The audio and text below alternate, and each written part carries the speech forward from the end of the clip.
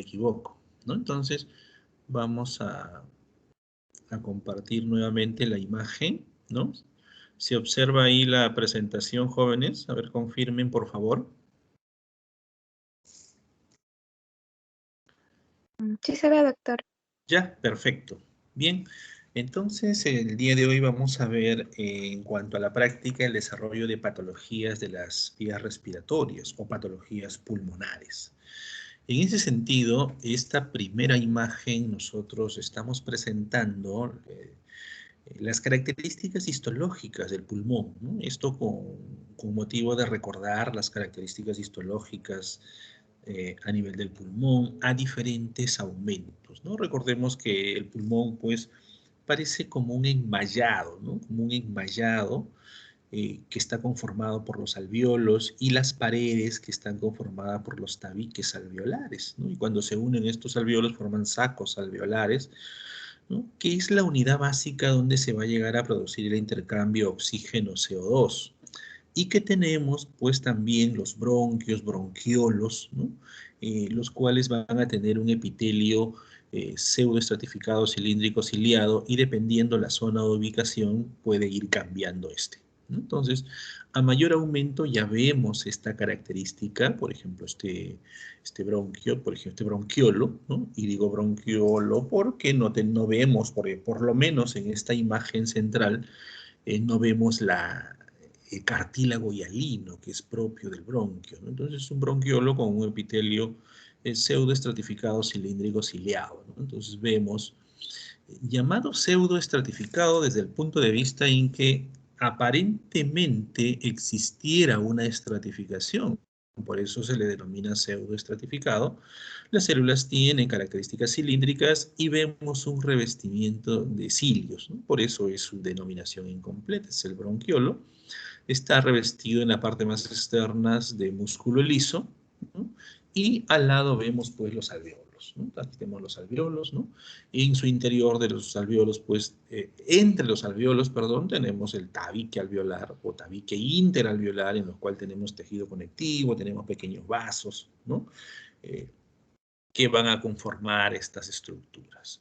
Entonces, cuando nosotros vamos a pasar a las patologías pulmonares, pues van a ser cambios o alteraciones histológicas o infiltrados, dependiendo del tipo de patología, si es inflamatoria, si es neoplásica, ¿no? Dependiendo eso, las características histológicas normales nosotros las vamos a ver, vamos a encontrar la presencia de cambios a este nivel, pues, ¿no? En ese sentido, pues la práctica del día de hoy, que estaba rotulada como práctica 1 inicialmente, pero que la vamos a ver en esta oportunidad, vamos a ver las patologías que mostramos aquí, ¿no? Bronconeumonía, ¿no?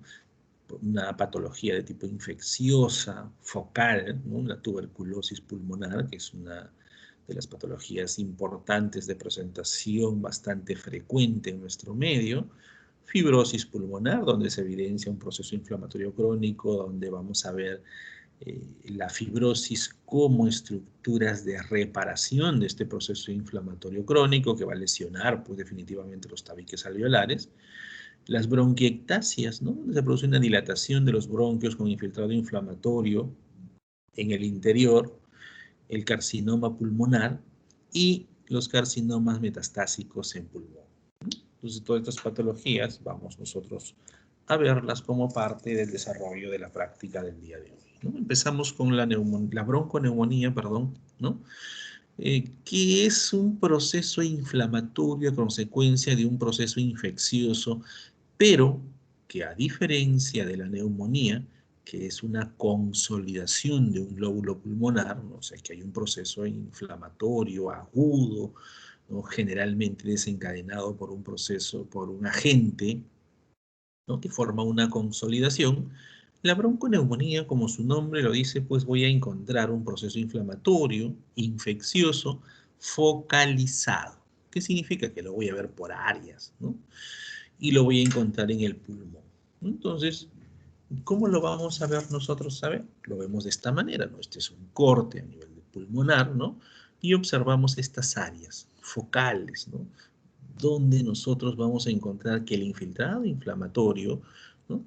Va a tener localización de presentación de forma macroscópica focal, como lo vemos acá.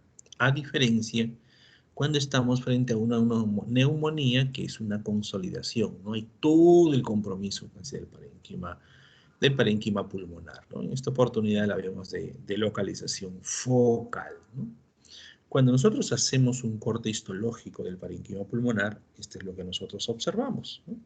En primer lugar, en una vista panorámica, la recomendación siempre para el estudio de un preparado histopatológico es que nosotros nos vayamos a estas zonas, miren, y que podamos ver que aquí pues hay alvéolos, ¿no? Entonces, esta zona o esta característica que si bien es cierto, no tienen mayores cambios histológicos, son las que me permiten determinar que estoy frente a pulmón, ¿no?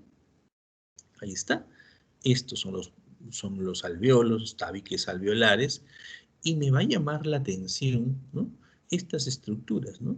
Estas estructuras que como el nombre de la patología refiere, que es una bronconeumonía, es un bronquio, ¿no? Donde un bronquiolo en este caso, ¿no? A este aumento no logro precisar, si veo, no logro precisar este cartílago, acá también vemos otra estructura, ¿no?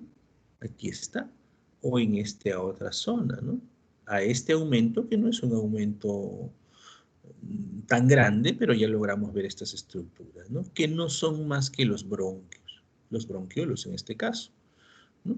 Y que en el interior, a pesar de que está a un aumento no tan grande, vemos un infiltrado inflamatorio, ¿no?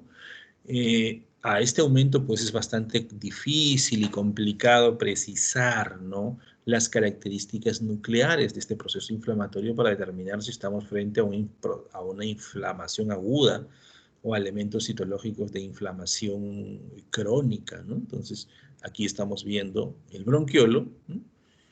Y en el diagnóstico histológico de la bronconeumonía como característica, nosotros vamos a encontrar que hay un infiltrado inflamatorio agudo polimorfo nuclear predominantemente compuestos por neutrófilos que, como el nombre de la patología lo indica, están localizados en el interior de los bronquiolos. Acá, en esta zona, en esta localización, y que podríamos encontrar este proceso inflamatorio agudo en algunos alvéolos que se encuentren localizados en la periferia del bronquiolo.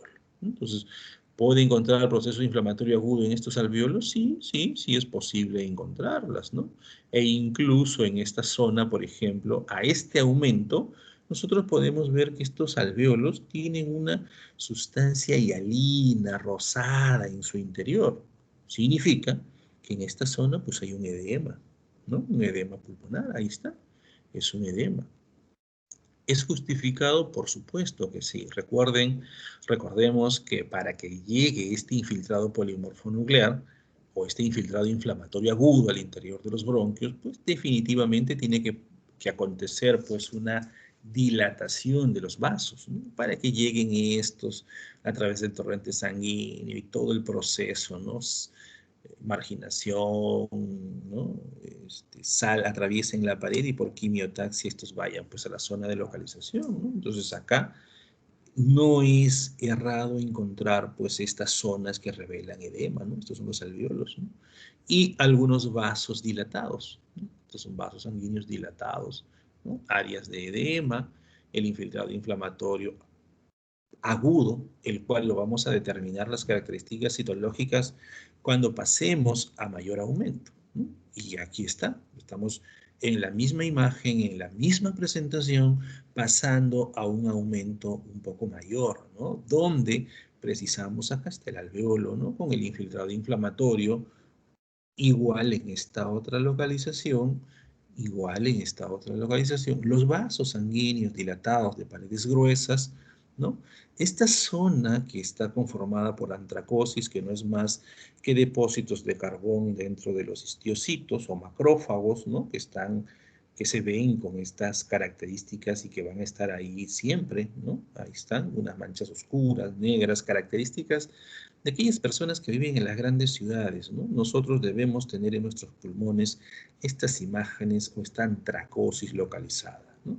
El infiltrado inflamatorio, como habíamos hecho referencia, lo podemos encontrar también en la periferia, ¿no? Pero que no llega a formar una consolidación o que este infiltrado inflamatorio sea masivo y que comprometa todos los alveolos, ¿no? Por ejemplo, yo veo acá entre este alveolo, este bronquiolo y este otro, yo veo alveolos libres.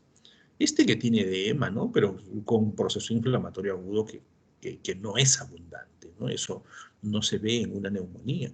En una neumonía yo tendría que ver esta característica de este infiltrado inflamatorio que es uniforme en toda esta zona, ¿no? Todo el lóbulo se compromete, ¿no? Entonces, vamos a acercarnos y aproximarnos más para ver las características, ¿no? Ahí estamos, ¿no? Acá está el bronquio, igual, ¿no? El aumento todavía, esta es la zona de edema, ¿no? Rodeada con proceso inflamatorio, ¿no? Y aquí estamos ya a mayor aumento, ¿no? Aquí vemos el epitelio de revestimiento del bronquiolo, y aquí sí, pues podemos precisar que en el interior de este bronquiolo, pues observamos abundante infiltrado inflamatorio, ¿no? Este aumento sí ya me permite precisar, pues, algunos núcleos, por ejemplo, segmentados. Ahí está, núcleos segmentados en el interior o en estos otros, ¿no? Este sí, yo puedo ver ya algunos segmentados, el epitelio de revestimiento y el infiltrado inflamatorio también en la periferia, ¿no? En algunos alvéolos periféricos. A eso se le define neumonía. Esta zona de proceso inflamatorio es la que nosotros hemos visto en la macroscopía por áreas. ¿Por qué? Porque es un proceso inflamatorio infeccioso focal, ¿no? Y ahí estamos a mayor aumento para poder precisar las características nucleares de este proceso inflamatorio. Por ejemplo, ahí está el punto rojo, lo quito y con mucha precisión puedo determinar porque este núcleo es segmentado, ¿no? Ahí está. O sea, estos son polimorfonucleares y esta es la característica que nosotros encontramos en la bronconeumonía. Un infiltrado inflamatorio agudo con neutrófilos predominantemente en el interior de los bronquiolos, así como también en algunos alvéolos periféricos, ¿no? Que tiene presentación focal, ¿no? Tengo en este bronquiolo, en el otro vecino, en el otro de allá, pero que no termina consolidando, porque si llegan a consolidar, pues ya estaríamos hablando de una neumonía en términos generales, ¿no? Eso en relación, pues, a la bronconeumonía. La tuberculosis es una patología que ya la conocemos bastante bien, ¿no?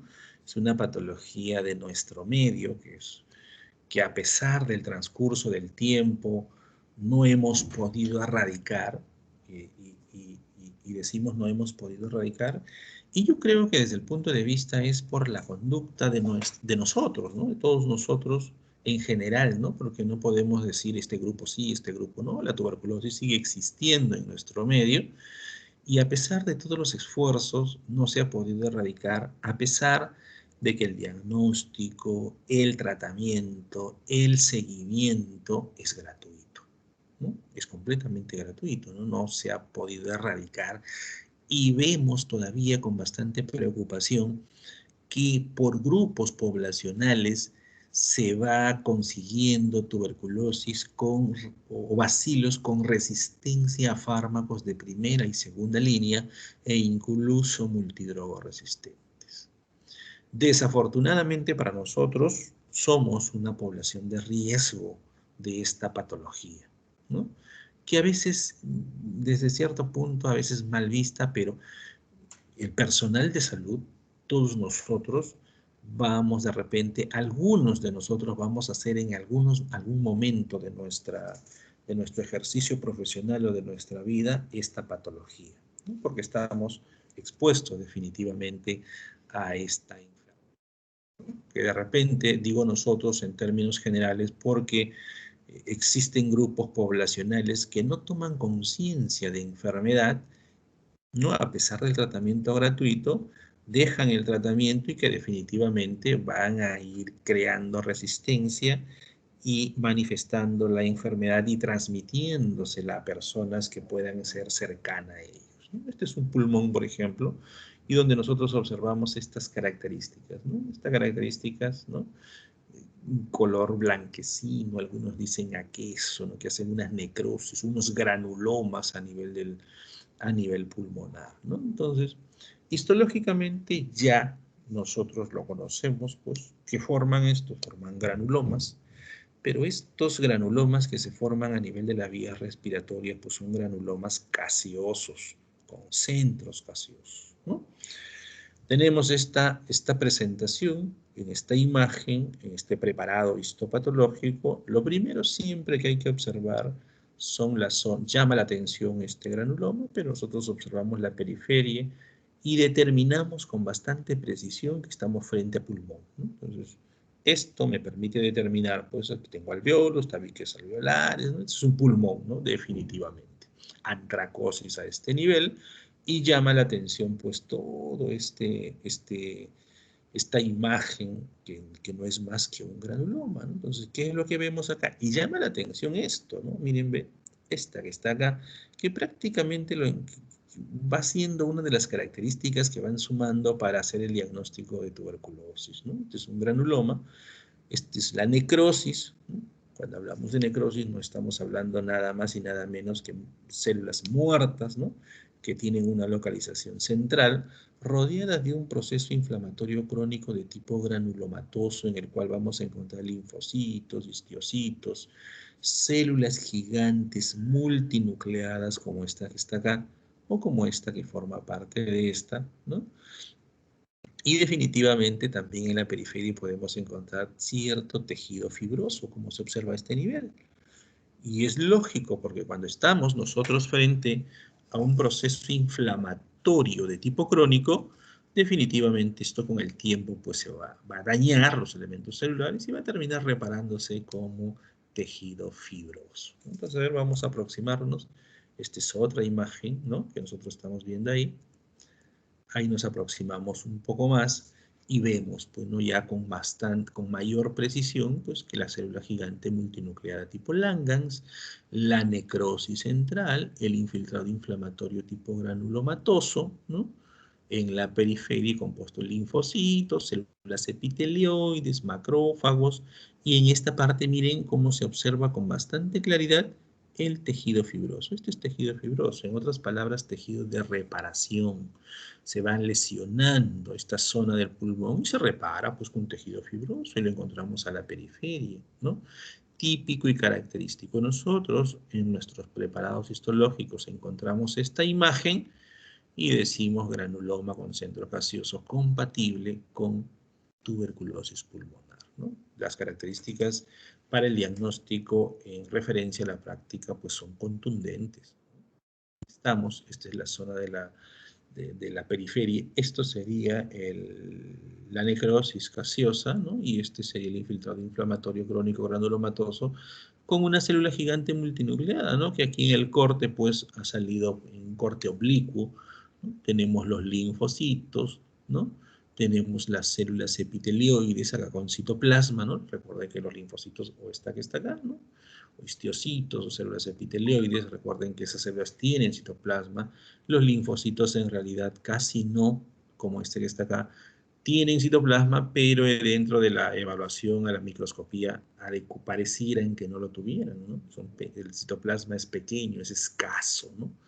Acá tenemos, por ejemplo, una célula plasmática, ¿no? Con su núcleo lateralizado a alguno de sus lados, ¿no? Tenemos acá la famosa antracosis, ¿no? Macrófagos cargados con depósitos de carbón, ¿no? Que eso está ahí presente, pero que no llega a ser una característica propia de la tuberculosis, ¿no? Porque eso lo podemos tener cualquiera de nosotros, como lo había manifestado, y el hecho de que esté ahí no significa que sea una característica histopatológica de tuberculosis, ¿no?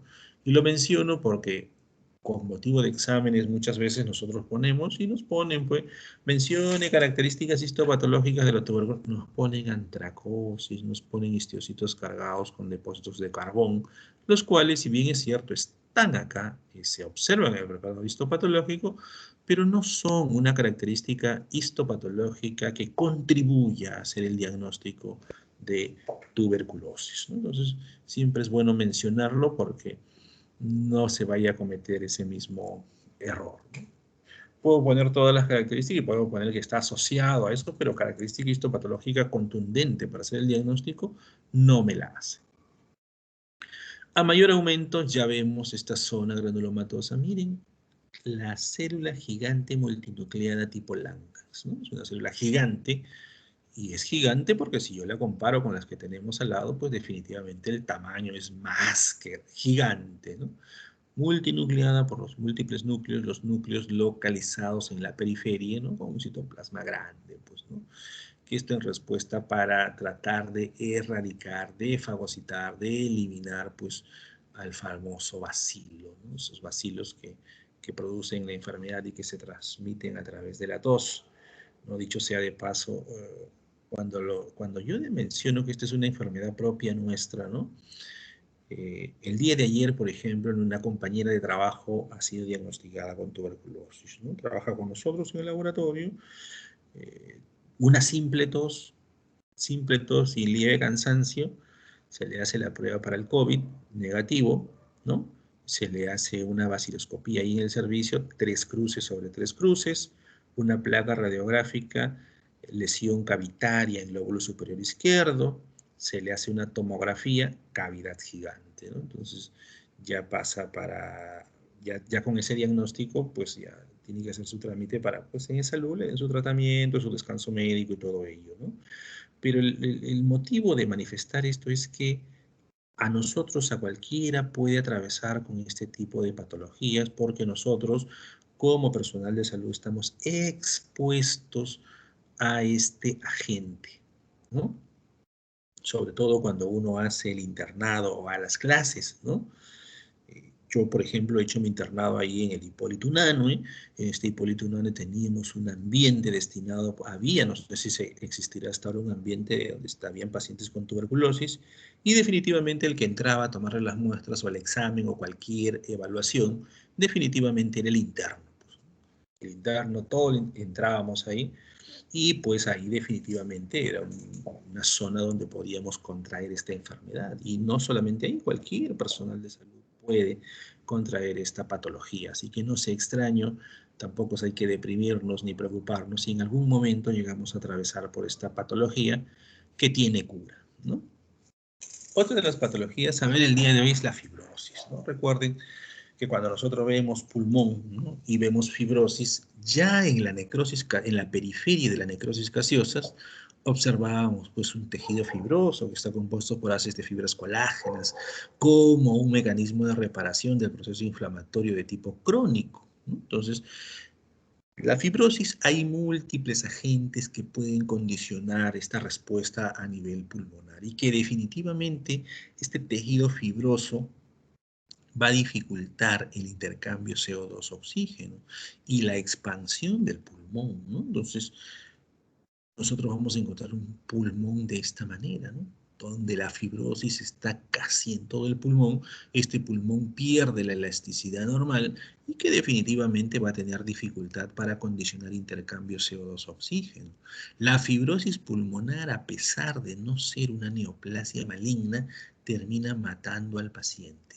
Matando al paciente porque no va a poder intercambiar oxígeno. Se le pone oxígeno, oxígeno a presión positiva, pero como lo que está mal son los alveolos, a ese nivel los tabiques alveolares están fibrosados, incluso grandes áreas del pulmón, pues definitivamente este paciente, el pronóstico no está. ¿Y qué es lo que nosotros vamos a encontrar en el preparado histopatológico? Tenemos esta imagen, nos vamos a esta zona y vemos con bastante facilidad que es pulmón, pues, ¿no? Están los alveolos, los tabiques alveolares con sus pequeñas áreas de hemorragia, ¿no? Algunos vasos acá, y vemos, miren esta zona. Toda esta zona es tejido fibroso, ¿no? Estas tabiques alveolares que deben ser así como estas que están acá, ¿no? Tenemos nosotros este tabique alveolar grueso, pues, ¿no? Esto es tejido fibroso, ¿no? Donde en algunos casos, en algunas patologías, en algunas entidades, va a condicionar una panalización del parénquima pulmonar. Y llama panalización porque todas las paredes alveolares se engruesan y da la impresión, ¿no?, que fuera un panal de abeja, ¿no? Porque esto pues está, los tabiques están engrosados, ¿no?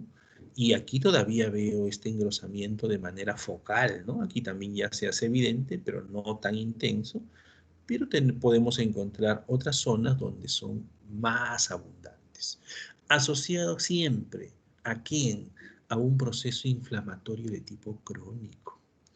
Los procesos inflamatorios de tipo crónico, si bien es cierto, son parte del mecanismo de defensa propio del organismo, pero de algunos agentes, ¿no?, extraños o algunos agentes que pueden condicionar este proceso inflamatorio de tipo crónico, esta inflamación crónica termina lesionando estas estructuras y reparándose con el tiempo con tejido fibroso, el cual va a ir dificultando el intercambio oxígeno-CO2. Eso es lo que nosotros observamos aquí. A mayor aumento, miren, aquí están los haces de fibras de colágeno. Aquí están, miren, se ven con bastante claridad, ¿no? Acá, en esta zona, en este otros tabiques, estos están engrosados, todo esto está engrosado, ¿no? Todo esto está engrosado y que definitivamente va a condicionar el compromiso del parénquima pulmonar. Cuando esto se hace difuso, se generaliza, pues definitivamente el paciente termina falleciendo con hambre de oxígeno. Quieren respirar, pero no pueden, ¿no? Entonces, es una muerte bastante no muy agradable, ¿no? Nosotros hemos tenido pacientes con fibrosis que por muchos años han sido diagnosticados, por ejemplo, con asma. Yo soy asmático, lo nebulizan, salen del cuadro y finalmente pues terminan que es una fibrosis pulmonar donde los pacientes, el pronóstico, a pesar de no ser una neoplasia maligna, es bastante malo. ¿Qué encontramos acá? Las haces de fibras de colágeno, los fibroblastos que van a formar parte de este tabique alveolar fibroso, fibroblastos, vamos a encontrar infiltrado inflamatorio de tipo crónico, ¿no? Y encontramos algunos vasitos dilatados, como lo vemos acá, y extravasación de hematíes, ¿no?, que están acá, por estos eritrocitos que los encontramos por la parte más externa por la parte externa de los vasos, ¿no? Ya han salido, se han extravasado estos eritrocitos, ¿no? Entonces, eso es lo que nosotros encontramos. Aquí, miren, ven, si nosotros miramos acá, esta imagen o esta área del pulmón donde se ha hecho el corte y se tiene este preparado histopatológico, pues definitivamente los espacios alveolares ya casi están siendo reemplazados, miren, por tejido fibroso.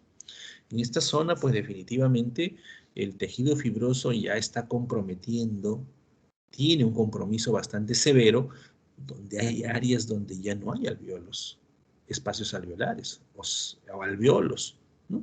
Entonces, definitivamente eso va a interferir con la fisiología que origina en el pulmón, ¿no? Normalmente, la fisiología del pulmón. El infiltrado inflamatorio crónico, que es uno de los causantes más importantes de esta fibrosis que nosotros vemos acá, ¿no? Algunos vasitos dilatados con áreas de hemorragia, ¿no? Macrófagos que están aquí, algunos macrófagos también, ¿no?, cargados con depósitos de hemiosiderina que se ven como marrones, ¿no?, a este nivel, ¿no?, y que definitivamente, si yo veo esa muestra, digo, esta es una fibrosis pulmonar, y digo pulmonar porque todavía en esta área, pues, logro observar algunos alveolos, ¿no? Aquí están, en esta zona todavía se observan algunos alveolos, pero definitivamente en términos generales, pues están el tejido fibroso, algunos histiocitos también por ahí, pero el diagnóstico pues fibrosis, ¿no? Entonces se produce un reemplazo, ¿no?, básicamente de tejido fibroso en todo el parénquima pulmonar. Aquí pues a mayor aumento vemos el tejido fibroso, miren, aquí están los haces de fibras de colágeno de forma muy clara, el infiltrado inflamatorio crónico, toda esta zona, por ejemplo, ya está invadida por el tejido fibroso, depósitos de carbón, ¿no? Y aquí están fibroblastos, células fusiformes de ángulos agudos, ¿no? Ahí están, encargadas de la producción de los haces de fibras de colágeno que van a terminar pues reemplazando por este tejido fibroso. Otra de las patologías también a observar son las bronquiectasias. Y las su nombre ya lo define de pie a cabeza. Es un bronquio dilatado por un proceso inflamatorio que va a terminar dañando el revestimiento epitelial y condicionando esfacelación del epitelio, ¿no? ¿Dónde? Pues en el pulmón, pues, ¿no? Entonces aquí está, esta es una imagen, ¿no? Fijada en formol al 10% de parte del lóbulo de un pulmón, ¿no? Donde tenemos las dilataciones bronquiales, ¿no? Y aquí, pues definitivamente en el interior vamos a encontrar secreción de moco, infiltrado inflamatorio, agudo, que va a terminar esfacelando y lesionando el revestimiento epitelial de estos bronquios. Aquí está. Este es un bronquio y aquí está claro por la determinación del cartílago y el hilo. Ahí está el bronquio, dilatado, con proceso inflamatorio en su interior, ¿no? A este momento podamos nosotros ver, aquí está el otro bronquio, ¿no? Aquí está el cartílago, y vemos el proceso inflamatorio y la dilatación de esto. Este proceso inflamatorio termina dañando el epitelio de revestimiento y condicionando pues una dilatación de esta cavidad. De ahí su nombre de bronquiectasia. Entonces que lo podemos ver asociados a otros tipos de patología. A mayor aumento, aquí lo vemos, miren, el infiltrado inflamatorio de tipo crónico, el epitelio de revestimiento y cómo se va esfacelando en esta zona, miren, en esta zona y se va perdiendo el epitelio aquí. A mayor aumento podemos ver, aquí está el epitelio de revestimiento y en esta zona cómo el infiltrado inflamatorio va condicionando la pérdida de este epitelio de revestimiento. Ahí lo tenemos, ¿no? Como característica de esta bronquiectasia, que al final nosotros terminamos viendo ese bronquio dilatado. Y digo bronquio porque aquí está el cartílago y el hilo, ¿no? Con sus grupos isógenos coronarios, con sus grupos isógenos axiles a este nivel acá, que están bien pequeñitos, el cartílago y el hilo, ¿no? Mayor aumento para ver la esfacelación, que es una característica bastante frecuente en las bronquiectasias, esta esfacelación del epitelio de revestimiento con este infiltrado inflamatorio, ¿no? Mixto, agudo, polimorfo nuclear, ¿no? Y aquí está el cartílago hialino, ¿no? Típico y característico en el bronquio, ¿no? Luego pasamos a las patologías ya malignas. En la guía se menciona un carcinoma broncoalveolar. Estos carcinomas broncoalveolares es un término que se utilizaba y se utiliza hasta ahora para las neoplasias donde sucede una bronquiolización de los alvéolos y que van a terminar condicionando a una neoplasia maligna, categorizado dentro de los adenocarcinomas, ¿no? Y aquí tenemos, esta es la lesión, ¿no? Macroscópica, nosotros vemos una lesión de color beige, de bordes irregulares, ¿no? Localizado un poco hacia la periferia del pulmón, ¿no? Entonces es una tumoración, nosotros encontramos eso, lo fijamos en formol y realizamos cortes para inclusión en los cassettes de parafina y posteriormente hacer los pequeños cortes. ¿Qué vamos a encontrar? Encontramos que este revestimiento alveolar se bronquioliza, o sea, va a tener como un epitelio una bronquiolización de los alvéolos, pero que estos terminan haciendo cambios neoplásicos. ¿Qué significa? Que las características estructurales, primero, en general, pues esto no es normal en el pulmón, ¿no? Miren, todo esto no es normal y que parten desde los alvéolos y que al finalmente lo terminamos viendo así, una alteración estructural a nivel del parénquima pulmonar y que está asociado a cambios citológicos. ¿Qué significa?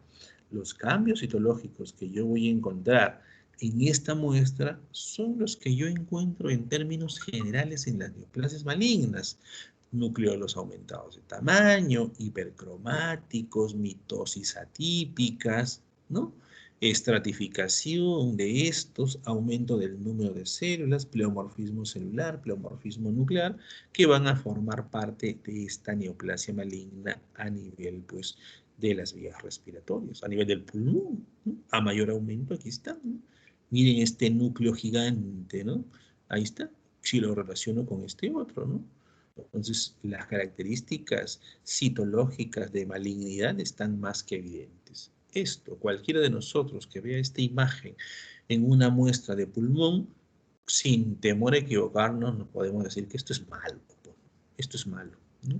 Y que estamos frente a una neoplasia maligna, ¿no? Algunos autores lo encasillan dentro de los adenocarcinomas, ¿no? que son el carcinoma broncogénico porque parte de la bronquiolización de los alveolos, ¿no? Y que terminan formando algunas neoplasias, una neoplasia maligna con características estructurales de estas, así como con cambios citológicos en relación a neoplasia maligna. Aquí a mayor aumento, ¿no? Y ahí está. Miren este núcleo grande, gigante, este núcleo en relación a este núcleo, esta célula en relación a esta célula, ¿no? Podemos ver la presencia, por ejemplo, de hipercromasia que se hace evidente en este núcleo que está acá, y una alteración de la estructura de toda esta zona, ¿no? Y acá está, por ejemplo, miren los depósitos de carbón. Lógico, si yo pongo esta muestra en el examen y alguien me pone como característica histopatológica antracócitos, depósitos de carbón, sí, está ahí, ¿no? Está ahí, doctor, pero no forma parte de las características histopatológicas contundentes para hacer el diagnóstico de esta patología, ¿no? Entonces, ahí lo tenemos.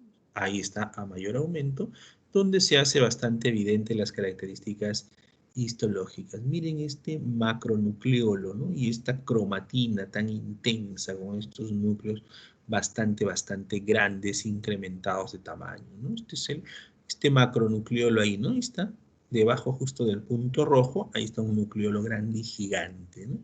Y las características citológicas pues, son contundentes a una neoplasia maligna.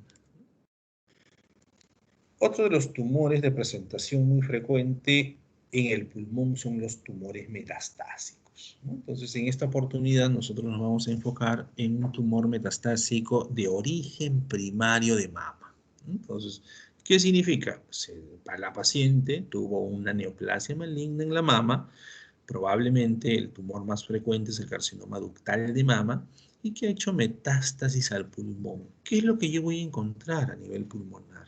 Voy a encontrar características histológicas del cáncer de mama original y primario, ¿no? Entonces, lo vamos a encontrar de esa manera. Carcinoma es una neoplasia maligna, pues, de origen epitelial. Entonces, ahí está mi pulmón. Tengo mi corte, mi preparado histopatológico.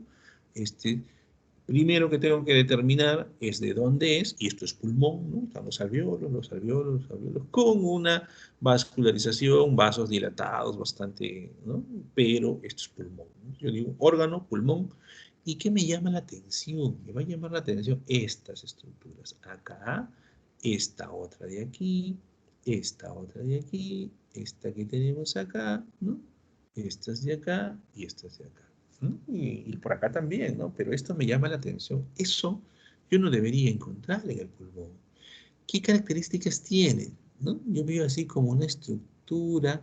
En primer lugar, son múltiples, ¿no? Cuando nosotros encontramos lesiones de tipo múltiples, así por varias zonas, generalmente tenemos que pensar en una patología metastásica, ¿no? Que ha venido por vía sanguínea, por vía linfática, y se ha sembrado aquí, se ha sembrado acá, por acá, ¿no? Un tumor, una tomografía, una placa radiográfica de pulmón donde muestra, ¿no? Nódulos de implantes difusos, lo primero que pensamos nosotros que es una neoplasia maligna de tipo metastásica, ¿no?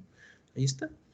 ¿Qué observamos? Una proliferación celular periférica con necrosis central, tipo Comedo, ¿no? Ahí está, necrosis central, ¿no?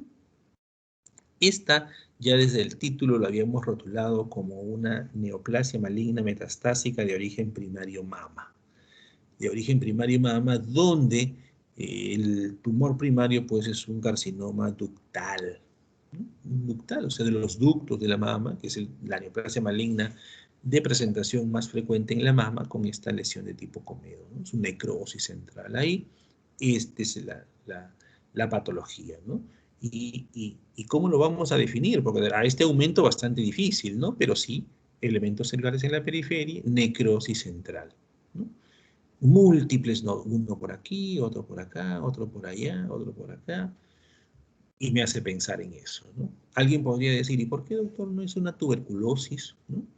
Oye, sí, podría ser, ¿no? A este aumento podría yo confundirlo con una tuberculosis, ¿no? Esto sería el granuloma, esto es la necrosis gaseosa central, y sí, podría serlo, ¿no?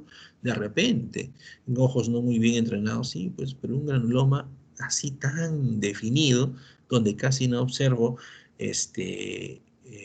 tejido fibroso periférico, pero podría dudarlo, me aproximo más, y yo veo que esos nódulos son bastante definidos y que no se parecen mucho, pues, a la tuberculosis que estábamos viendo en la imagen anterior, ¿no? Nos aproximamos más y esa es la característica que nosotros vemos. Miren, ve, esta es una imagen característica a un carcinoma ductal, ¿no? Con tipo comedo, ¿no? Con necrosis central, ahí está su necrosis central, y pues son las células neoplásicas ductales, ¿no? Que han hecho el implante en el pulmón, ¿no? Si yo pongo esta imagen, por ejemplo, en la evaluación, y le pregunto órgano a ojo cerrado, pues esto es pulmón, aquí están los tabiques alveolares, están los alveolos, los pequeños vasitos, los vasitos alveolares, ¿no? Neumocitos tipo 1, neumocitos, todas las características histológicas del pulmón.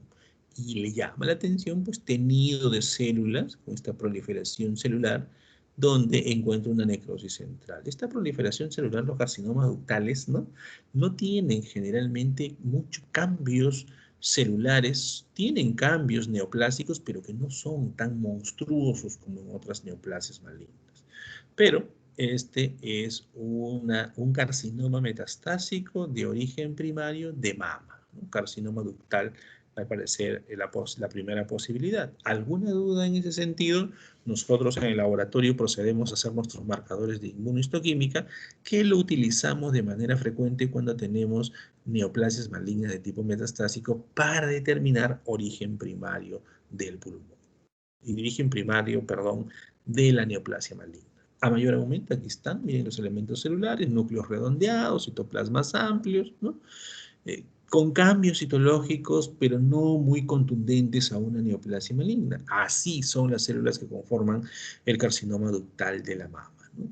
Incluso pareciera que este es un ducto bien definido con su necrosis central tipo comedo, ¿no? Entonces, carcinoma metastásico de origen primario de mama, que lo encontramos localizado aquí en el pulmón, ¿no? Ahí está. Es la neoplasia. Aquí a mayor aumento vemos las características celulares de esta proliferación de las células que conforman el ducto, ¿no? Y pues sí, a pesar de no tener características muy hipercromáticas, sí observamos pleomorfismo nuclear, sí observamos la presencia de nucleolos a este nivel, pleomorfismo nuclear y pleomorfismo celular. Este núcleo, comparado con este otro, pues la diferencia en el tamaño pues es bastante contundente.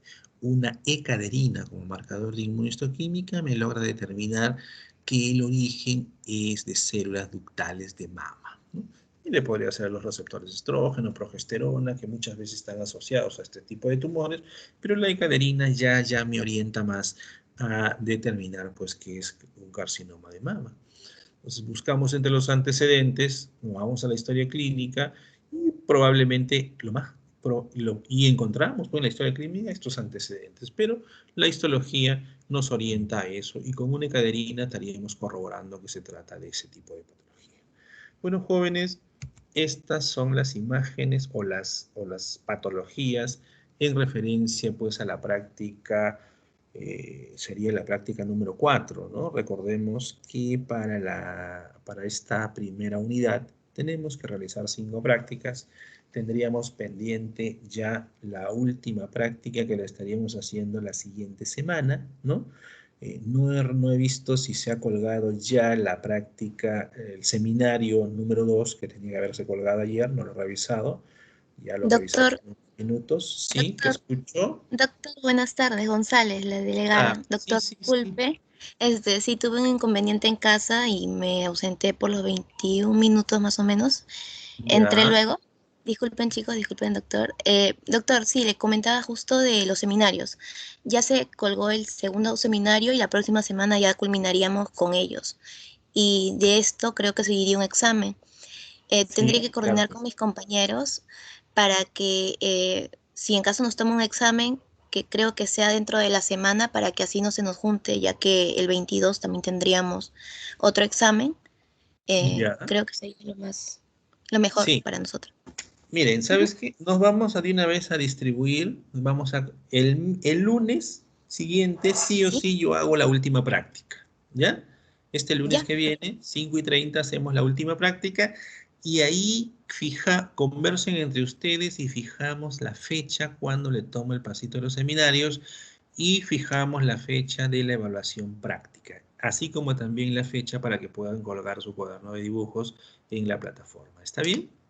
Está bien, doctor. Sí, yo voy a coordinar con él. Entonces sí, pues le pido que vayan coordinando entre ustedes y el día lunes hago la última práctica de las patologías de las vías urinarias y ese día, por favor, a través de la delegada, me transmiten la fecha donde vamos a tomar un pasito para los seminarios, la evaluación práctica y, lógicamente, la fecha de presentación de los cuadernos de dibujos.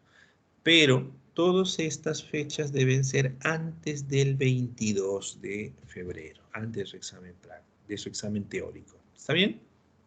Está bien, doctor. Ya, perfecto. Bueno, Ujú. jóvenes, entonces ya creo que hemos Doctor, dado las pautas más o menos cómo nos vamos a organizar. doctor, Y sí, Gustavo, te Doctor, mi escucho. compañero. doctor, tengo una duda. A ver, te Con respecto a, escuchamos. con respecto a la bronquiectasia, Ujú. eh, ya, bueno, sí, dijo que era la dilatación de los bronquios, ¿no? Pero, o sea, cuando usted habla de infiltrado inflamatorio en el lumen, Ujú. eh, con, con sustancias, ¿no? De repente un exudado adentro, ¿no? Que no deja pasar de repente al aire o de repente deja que la mucosa se pegue y las bacterias puedan proliferar ahí, ¿no? Pero Así es. esa parte sí la entendí, la parte de la dilatación no la entendí, porque, o sea, ¿por qué se dilata? O sea, ¿qué vemos? ¿Qué se ve en la dilatación? Porque lo único que veo ahí es una obstrucción del lumen. Claro, Pero, ¿por qué dice que está dilatado entonces? claro, lo que pasa es que se dilata porque el proceso inflamatorio, recordemos nosotros que el proceso inflamatorio, o sea, las células ¿Puedes poner la imagen? inflamatorias, perdón, ¿Puedes poner la imagen? claro que sí, claro que sí. Ya, Lo que gracias. pasa es que el proceso inflamatorio que nosotros vamos a ver, ¿no? El proceso inflamatorio que nosotros vamos a ver, lo que va a condicionar, pues, es que se produzca secreción a nivel de estos bronquios, ¿no? Se va a producir, o sea, voy a encontrar, pues, moco, pero ese proceso inflamatorio que se va acumulando en el interior de este y que provoca obstrucción, ¿no? Que provoca obstrucción, ¿no? Que provoca obstrucción, este proceso inflamatorio, nosotros lo vemos, a ver, vamos a ver. Esta es la imagen esquemática, ¿no? Macroscópica, podríamos decir. Entonces, el proceso inflamatorio que se va acumulando en el interior con la inflamación que va a producir secreción a este nivel, también va condicionando una obstrucción del ducto y va condicionando lesión del revestimiento epitelial. Esta acumulación del proceso inflamatorio, esta secreción como parte de la inflamación, ¿no? Y esa destrucción del epitelio de revestimiento de estas estructuras va a condicionar que esto se vaya así, dilatando y vaya formando una bronquioectasia, una dilatación de esa vía, ¿no? Entonces que nosotros a la histología lo vemos así, pues, ¿no? Este es el bronquio y se va dilatando, se hace grande y lo vemos así por la secreción, por la destrucción del proceso inflamatorio, ¿no? Y la acumulación de ese contenido a ese nivel, ¿no? Eso es lo que va condicionando esa dilatación y lo terminamos nosotros viendo así. Viene el pulmón y le hacemos los cortes y vemos así esa dilatación a ese nivel. Por Ah, eso es que ya. nosotros O sea, tenemos o sea, escalas. el bronquio se va a dilatar por dentro, por la destrucción de ese epitelio que me está diciendo. Por la destrucción y por la acumulación de las secreciones que van a condicionar el proceso inflamatorio. Por Y dentro se dilata. ahí, ahí es cuando se fibrosa entonces, se fibrosa por dentro.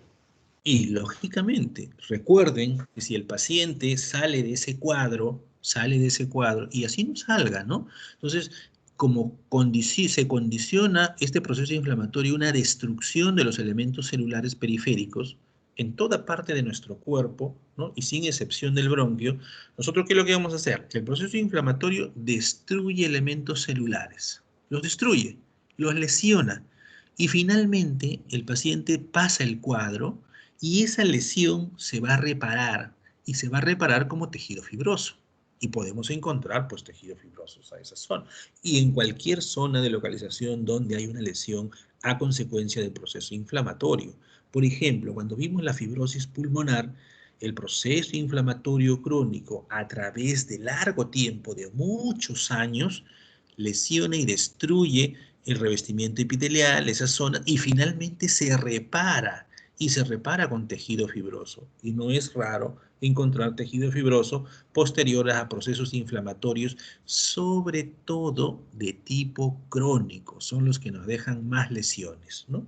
Y donde se produce necrosis también, porque una vez que se produce la necrosis, que es la muerte celular, la fragmentación de esos elementos celulares que son detritos, vienen los macrófagos, los histiocitos, los fagocitan, perdón, aparecen los fibroblastos y estos fibroblastos terminan produciendo pues el tejido fibroso. No es extraño encontrar eso, ¿ya?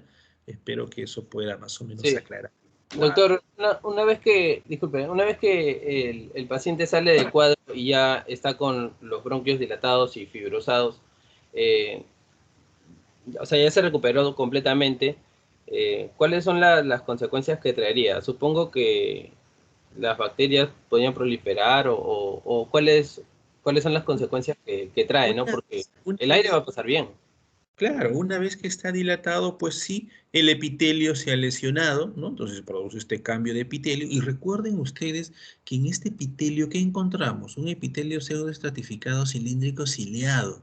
Y estos cilios son nuestros mecanismos de defensa, ¿no? Entonces, pues esta zona puede ser asiento de procesos infecciosos con mucho mayor facilidad que en aquellos que yo tenga pues un epitelio normal y adecuado, ¿no? Entonces, ahí se pueden asociar procesos infecciosos que se pueden sobreagregar con mucho mayor facilidad en aquellos pacientes pues que no hayan tenido este tipo de patología, ¿no? Entonces, eso es Ahí lo ya que se puede. le dará su respectivo tratamiento, supongo.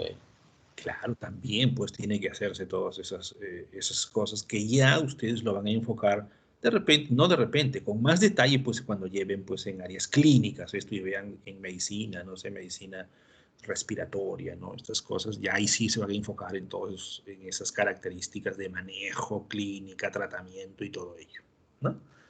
Gracias, Nosotros en doctor. patología eso es lo que encontramos. No, no te preocupes. Ok. A ver. A ver, bueno, alguien más de repente quiere intervenir o participar, no lo sé. Bueno, de no ser así, pues jóvenes, entonces paso a despedirme de todos ustedes. Tengan muy buenas tardes. El lunes sí o sí nos encontramos 5:30. Hacemos la última práctica y ahí por favor a través de la delegada me transmiten las fechas para ya dejar establecido las fechas del pasito, presentación del cuaderno y examen práctico. ¿Ya? Está bien, doctor. Gracias por su clase. Listo, ok, jóvenes, entonces hasta la próxima semana. Buenas tardes. Gracias.